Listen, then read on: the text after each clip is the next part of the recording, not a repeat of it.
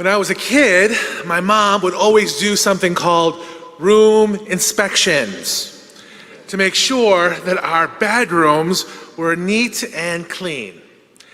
And I remember, doing the vacuuming and the cleaning up and getting all the surfaces, superficially clean.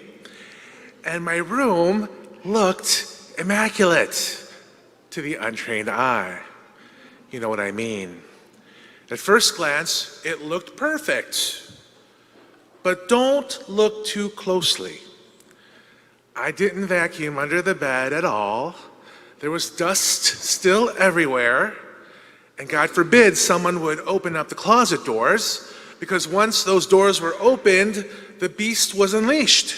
All the clothes and the junk that I stored and I stockpiled, clean and dirty laundry that I threw into the closet and closed the doors, it would tumble down like an avalanche, a huge avalanche. Not a good look at all. And the point is that the more I spent more time arranging the room on the outside to make things look nice, to make things look good for the inspection, but really I was hiding a ton of junk in that closet. And the room never really got a deep clean at all. In our gospel today, Jesus guides us and gives us guidelines and commandments to live by. He talks about those because he loves us so much. These commandments are helpful ways to check ourselves so that we don't get into trouble or think that we're such hot stuff all the time, paying attention to what we look like on the outside, but on the inside are really hiding evil or treating other people badly with our outward actions. Jesus does not want us to be hypocrites like those Pharisees and like those scribes. So let me ask you, do you ever look at yourself and think, gee, I am doing pretty good. I know I'm a good Christian because I go to church every Sunday. I get communion, I go to confession, I live my life perfectly. That's it, I'm perfect. I'm getting into heaven for sure, it's a done deal. I don't even have to worry about it at all.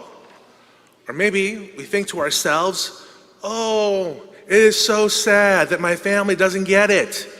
But I get it. They don't go to church, but I do. I'm better than them. They're going to hell. They won't listen to me. I'm not going to tell them anything or reach out to them because they just don't care. Or maybe this is you. Your motto might be, you do you and I'll do me. And I've heard a lot of that lately. What is that thing about you do you, right? I don't know. Or maybe what you might think to yourself is, what you do is your business, none of my business. I'm not my brother's keeper.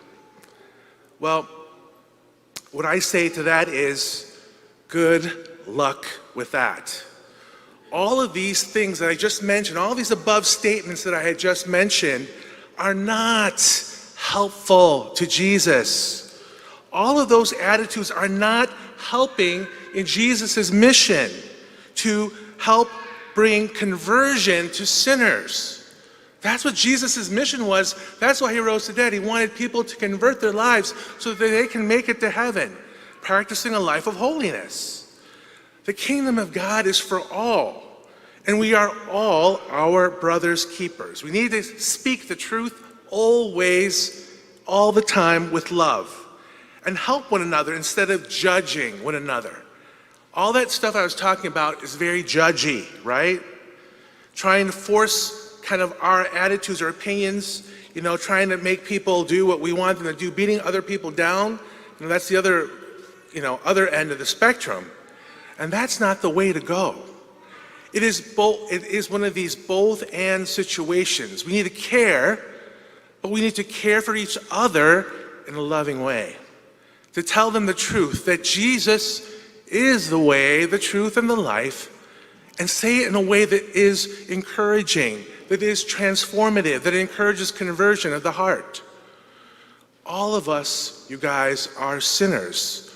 We all have dirty laundry in the closets. Maybe not my mom, but we all have dirty clothes in the closet. Maybe it's time to just sort things out. Maybe it's time to just clean our own house and pluck that beam out of our own eye instead of paying attention and worrying about the sliver in our neighbor's eye. Let's work on rooting out sins and bad behavior and bad attitudes.